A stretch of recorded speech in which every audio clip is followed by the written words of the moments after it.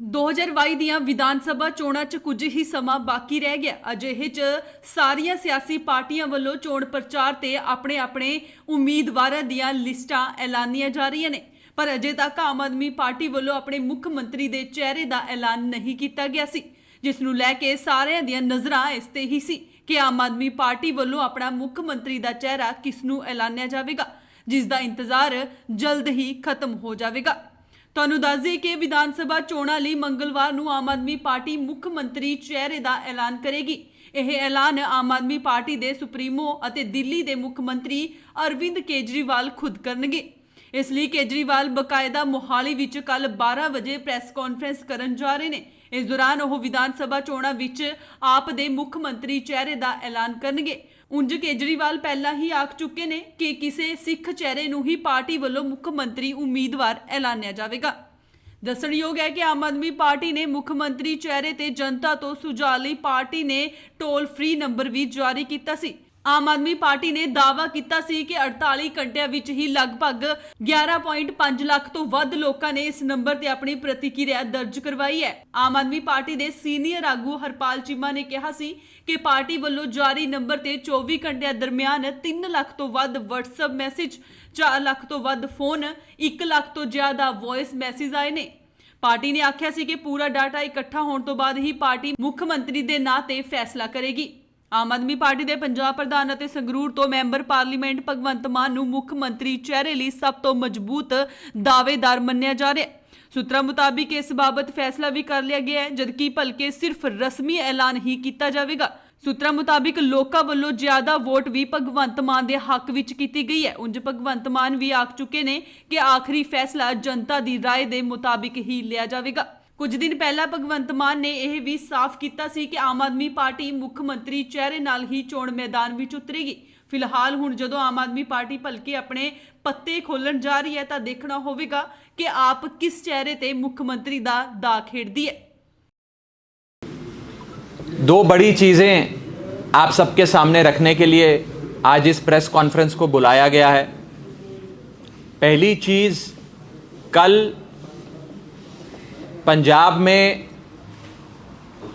मानयोग मुख्यमंत्री आम आदमी पार्टी के नेशनल कन्वीनर अरविंद केजरीवाल जी पंजाब के अगले मुख्यमंत्री का नाम ऐलान करने के लिए आ रहे हैं।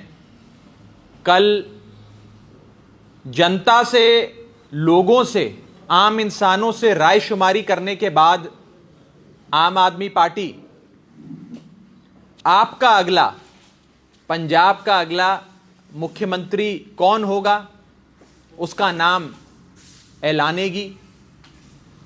आम आदमी पार्टी का 2022 के इलेक्शंस का, 2022 इलेक्शंस का सीएम फेस, सीएम कैंडिडेट कौन होगा उसके नाम की ऑफिशियल अनाउंसमेंट, औपचारिक घोषणा कल मुख्यमंत्री अरविंद केजरीवाल जी करेंगे। जिस लम्हे का आप सबको बड़ी बेसब्री से इंतजार था, हम सबको इंतजार था, हम सब जानना चाहते थे कि कब इन रिवायती पार्टियों से छुटकारा मिले और हमारे प्यारे सूबे पंजाब का अगला सीएम कौन होगा उसका नाम ऐलाना जाए, वो कल माननीय मुख्यमंत्री जी पंजाब की धरती पे आके, गुरुओं की इस धरती पर आकर करेंगे। आज की प्रेस कॉन्फ्रेंस का दूसरा इंपॉर्टेंट टॉपिक, कांग्रेस की पहली लिस्ट आ गई और कांग्रेस की पहली लिस्ट में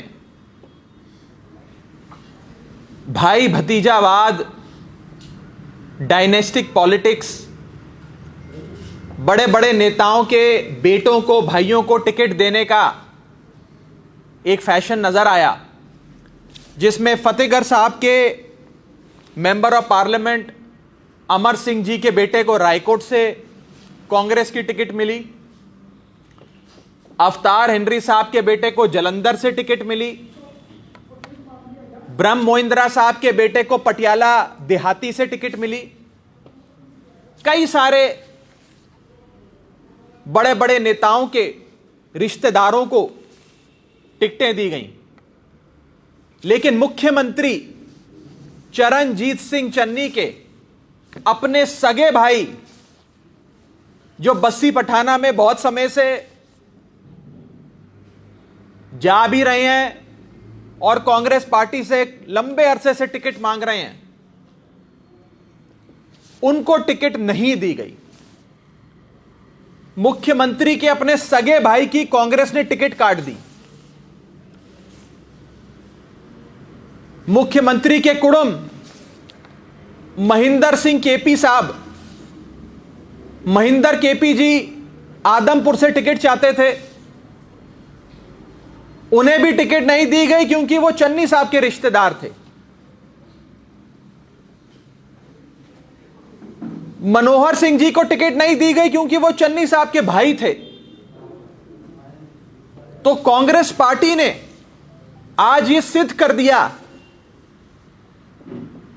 कि चन्नी साहब को इस्तेमाल कर कर उनसे अपना काम निकलवाकर अब ये कांग्रेस पार्टी के लोग चरणजीत सिंह चन्नी साहब को पहचानते भी नहीं हैं। चन्नी साहब को मुख्यमंत्री आज हम कह सकते हैं कि शायद सिर्फ दलित समाज के एससी भाईचारे के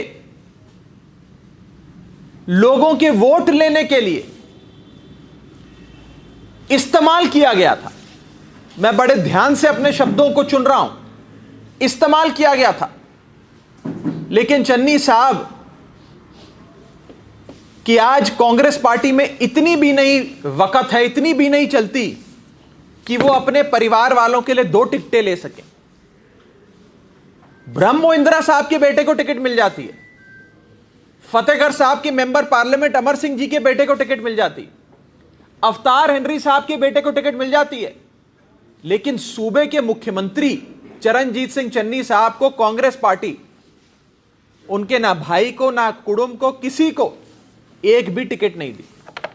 यह दिखाता है कि कांग्रेस ने सिर्फ चन्नी साहब का इस्तेमाल किया, चन्नी साहब को यूज एंड थ्रो किया और उनका मकसद सिर्फ एक समाज के वोट लेने का था, एक समाज को अपीस करने का था।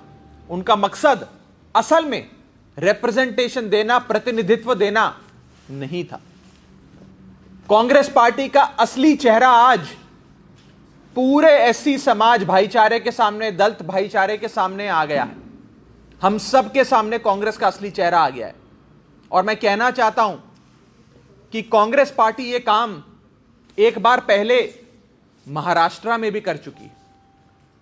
आज से करीब 12-15 साल पहले उन्होंने ऐसे ही इलेक्शन से पहले, इलेक्शन से ठीक पहले दलित समाज का वोट लेने के लिए मात्र 2 से 4 महीनों के लिए, सिर्फ 2-4 महीनों के लिए सुशील कुमार शिंदे साहब को महाराष्ट्र का मुख्यमंत्री बनाया था और अगले ही इलेक्शन में उन्हें बदल दिया। ऐसा लगता है कि चरणजीत सिंह चन्नी साहब को एक नाइट वॉचमैन की तरह, क्रिकेट की भाषा में कहा जाता है नाइट वॉचमैन, नाइट वॉचमैन की तरह चरणजीत चन्नी साहब का इस्तेमाल कांग्रेस पार्टी ने किया है। यह आज साफ हो जाता है। यह भी लगता है कि शायद कांग्रेस पार्टी के अपने प्रधान नवजोत सिंह सिद्धू साहब खुद ही चन्नी साहब की कुछ खास इज्जत नहीं करते। वो प्रेस कॉन्फ्रेंस करते हैं तो प्रेस कॉन्फ्रेंस के पीछे जो बैनर लगाते हैं, उस बैनर में सूबे के मुख्यमंत्री, कांग्रेस पार्टी के मुख्यमंत्री की फोटो नहीं होती, उन्हीं की फोटो गायब हो जाती। रोजाना सिद्धू साहब चन्नी सरकार पे भ्रष्टाचार से लेकर निकम्मेपन के आरोप लगाते हैं, मिली भगत के आरोप लगाते हैं। तो कहीं ना कहीं यह साफ नजर आता है कि चन्नी साहब की कांग्रेस में चलती नहीं है। लेकिन कांग्रेस पार्टी ने वोट बैंक पॉलिटिक्स करते हुए, वोट बैंक पॉलिटिक्स करते हुए चन्नी साहब का सिर्फ और सिर्फ इस्तेमाल किया, उन्हें यूज एंड थ्रो किया, उन्हें यूज एंड थ्रो किया और उनका मकसद सिर्फ उनके समाज के वोट लेना था, असल में प्रतिनिधित्व देना नहीं था। आज ये साफ तौर पे पूरे पंजाब के, पूरे हिंदुस्तान के एससी भाईचारे के सामने ये बात खुल के निखर के आ गई है। Bureau report, indoors TV, Australia.